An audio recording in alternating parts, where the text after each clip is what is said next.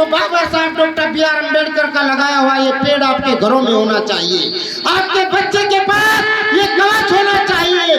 आप महाराष्ट्र में जाइए, मुंबई जाइए, नागपुर जाइए, पूरे महाराष्ट्र में आप कहीं भी जाएंगे, जितने भी अम्बेडकरवादी लोग हैं जो बाबा साहब को मानते हैं, उनके बच्चे, उनकी बीबियां, उनके परिवार के सर पर ये ताज सजता है। वो है अम्बेडकरवादी। हम तो झूठे अम्बेडकरवादी बन जाते हैं, जय भीम कह के अम्बेडकरवादी बन जाते हैं, नीला कपड़ा और गमछा पहन के अम्बेडकरवादी बन जाते हैं। ऐसे अम्बेडकरवादी नहीं हो सकते हैं हम। ये जो बुध में गमछा है, ये पंचशील का गमछा है, इसको पहनने से मैं पंचशील का वादी नहीं हो जाऊंगा, मैं बुधवादी नहीं हो जाऊंगा। मुझे इस पर चलना पड़ेगा, इन 5 रंगों को धारण करना पड़ेगा, इन 5 विचारों को अपने अंदर लाना पड़ेगा, तब मैं बुद्ध का अनुयायी कहलाऊंगा। ठीक उसी प्रकार से जय भीम कहने से हम बाबा साहब के सिपाही साथियों नहीं हो सकते। हमें बाबा साहब के विचारों पर चलना पड़ेगा, बाबा साहब के लगाए हुए पेड़ को पोषित करना पड़ेगा। और बाबा साहब ने जो पौधा 101 वर्ष पहले लगाया था 1924 में, आज वो पेड़ एक वृक्ष बनकर आपके गांव में आया है। इस वृक्ष को आप प्रफुल्लित करें और इसकी शाखा को अपने घर में भी तैयार करें, इस उद्देश्य के साथ में आपके बीच में आया है। यह मेरा हाथ जोड़ के अपील है आपसे। इसी के साथ साथ बाबा साहब doctor B are Ambedkar ji ने इतना बड़ा संघर्ष किया साथियों। हमारी बहन जुली बोध और तमाम बहुत सारे कथावाचक हैं, बहुत सारे लोग हैं, बहुत सारे अनुयायी हैं, बहुत सारे उपासक हैं, तमाम धर्म के लोग हैं और तमाम वो साथी हैं जो अम्बेडकर मिशन को चलाने का काम, तमाम वो साथी हैं जो कई सारी हमारी राजनीति को चलाने का काम, बोले तमाम प्रकार के लोग हैं। लेकिन बाबा साहब doctor B are Ambedkar ji को फॉलो करने वाले और उनके कारवा को आगे लाने वाला यदि कोई एक नाम है, वो है मान्यवर साहब काशीराम। मान्यवर साहब काशीराम। इस सीढ़ी को आपको पहचानना पड़ेगा, उस सीढ़ी पर आपको चलना पड़ेगा। यदि हम सीढ़ी स्टेप बाय स्टेप नहीं चलते हैं और स्टेप बाय स्टेप चलने वाले लोगों के कारवा को आगे नहीं बढ़ाते, तो फिर हम अम्बेडकरवादी नहीं हो सकते। तो मान्यवर साहब काशीराम जी ने बाबा साहब के मिशन को आगे बढ़ाया, बाबा साहब के कारवा को आगे बढ़ाया, बाबा साहब के विचारों पर चलने का काम किया। वही बाबा साहब जिनको इस देश के आदमी नहीं जानते थे, हमारे जैसे लोग नहीं जानते थे, आज देश के नहीं पूरी दुनिया के लोग बाबा साहब को जानते हैं। ये अम्बेडकर क्रांति आई, अम्बेडकर युग आ चुका है और इसके पीछे मान्यवर साहब काशीराम जी का बड़ा हाथ। यदि उन्होंने ये क्रांति अम्बेडकर के नाम से ना की होती तो इस देश में अम्बेडकर का नाम नहीं हुआ होता और आपकी बहुजन सत्ता स्थापित नहीं हुई होती। आप लोग 4 बार मुख्यमंत्री बने, आप लोगों ने 4 बार शासन किया, 4 बार आप इस इतने बड़े उत्तर प्रदेश की शासिका बनी। किसकी बदौलत? मान्यवर साहब काशीराम जी की बदौलत। किसकी बदौलत? बाबा साहब के संविधान की बदौलत। तो साथियों मैं आपसे ये अपील करता हूँ कि आज हम 20 सालों से शासक नहीं है, 20 सालों से हमारा 29 प्रदेशों में कोई भी शासक नहीं बन पाया, लेकिन 20 वर्ष पहले एक मसीहा आए और वो बाबा साहब के कारवा पर चले और उस एक मसीहा ने, अकेले एक व्यक्ति ने बहुजन क्रांति कर डाली और 4 बार आपको मुख्यमंत्री बना डाला। साथियों हम जय भीम करते हैं, लेकिन क्या जब एक व्यक्ति ऐसा कर सकता है, हम तो लाखों करोड़ों लोग हैं साथियों, एक साथ मिलकर अपना प्रधानमंत्री बना डालिए। आने वाले चुनाव 1927 में, आने वाले चुनाव में इस उत्तर प्रदेश को फिर से नीला कर दीजिए, इसे अम्बेडकर मिशन में ले आइए, इसे बाबा साहब की क्रांति में ले आइए। ये मैं अपील करने आया हूँ आपसे साथियों।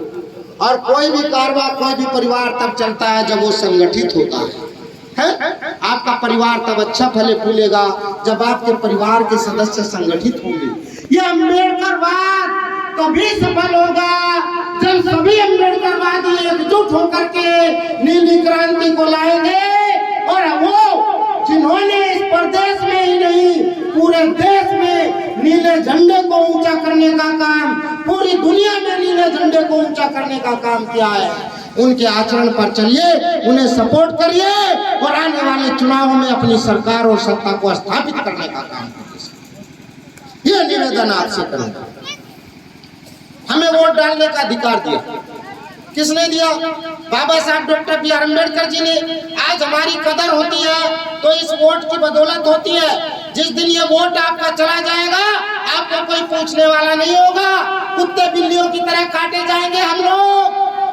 जब हमें वोट डालने का अधिकार नहीं था, बाबा साहब doctor B are Ambedkar ji ने हमें यह अधिकार दिलाया और इस अधिकार की बदौलत आपको सम्मान दिलाने का काम किया है। आज महिलाएं बड़े गर्व से रहती है, बड़े गर्व से जीती है। महिला सशक्तिकरण चल रहा है, तमाम महिलाओं के लिए आगे बढ़ाने के लिए, आपके उत्थान के लिए काम चल रहे हैं। लेकिन बाबा साहब doctor B are Ambedkar ji ने आपके लिए क्या किया, ये कभी जानने की कोशिश की आपने? बाबा साहब doctor B are Ambedkar ji ने महिलाओं को गुलामी की जंजीरों से तोड़ करके आपको आबाद करने का काम किया है, आपको आजाद करने का काम किया है। आप लोगों को जो पैर की जूती समझा जाता था, आज आप किसी के सर के ताज है, पैर की जूती नहीं, आपके सर पर एक ताज पोशी हुई है।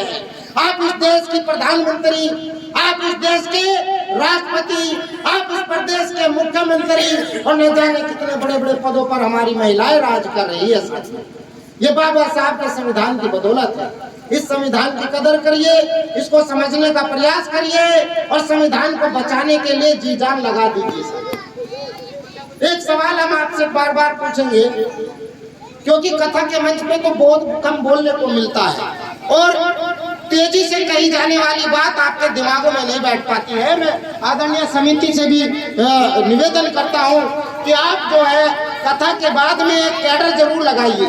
मैं हाथ जोड़ के निवेदन करूंगा, यदि आपने 3 घंटे का कैडर यहाँ समता सैनिक दल का लगा दिया तो मैं निश्चित तौर पे कहता हूँ वे क्रांतिकारी लोग जो जान फूंकने का काम करते हैं, वे मुर्दा लोग भी जो काम तो करना चाहते हैं लेकिन उनमें अब जान नहीं है, उनको हम जिंदा करेंगे और उनको दौड़ाने का काम करेंगे। ये कैडर में ताकत होती है साथियों।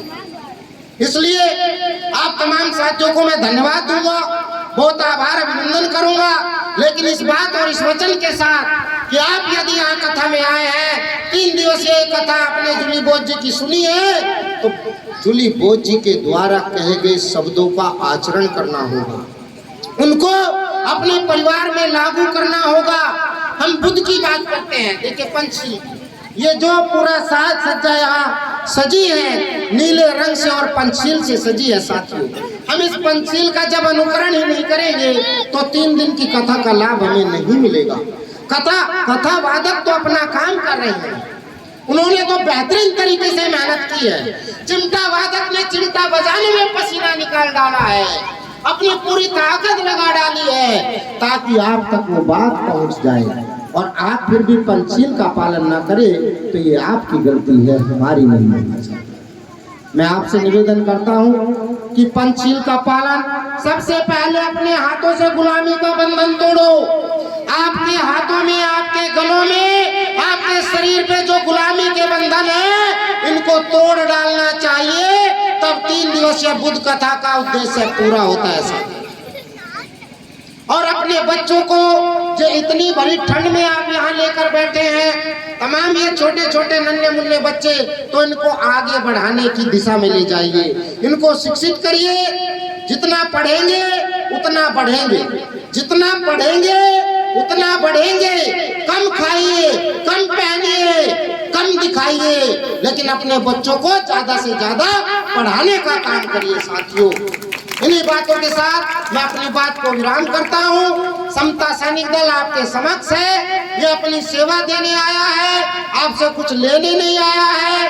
हमारे पास बाबा साहब का दिया हुआ सब कुछ है। अपने घर परिवार को छोड़कर तमाम समता सैनिक दल के लोग आप लोगों की सेवा करने के लिए इसलिए आए हैं क्योंकि जो आज हम है वो बाबा साहब की बदौलत, और बाबा साहब ने समता सैनिक दल बनाया, इसलिए हमारा तन और मन और धन हर तरीके से बाबा साहब को समर्पित है। इस समता सैनिक दल को प्रफुल्लित करने में, समता सैनिक दल को घर घर पहुंचाने में हम अपनी जी जान लगा देंगे। हर कोने में समता सैनिक दल को पहुंचाकर ही दम लेंगे, ये हमारा वचन है आपसे। साथ ही साथ समता सैनिक दल सुरक्षा देता है। किसी को भी किसी के परिवार में किसी प्रकार की समस्या होती है तो आप समता सैनिक दल से संपर्क करें, जूली से संपर्क करें, अपने ग्राम प्रधान जी से संपर्क करें, इस समिति के जो अध्यक्ष जी है उनसे संपर्क करें, हम तक अपनी सूचना पहुंचाए।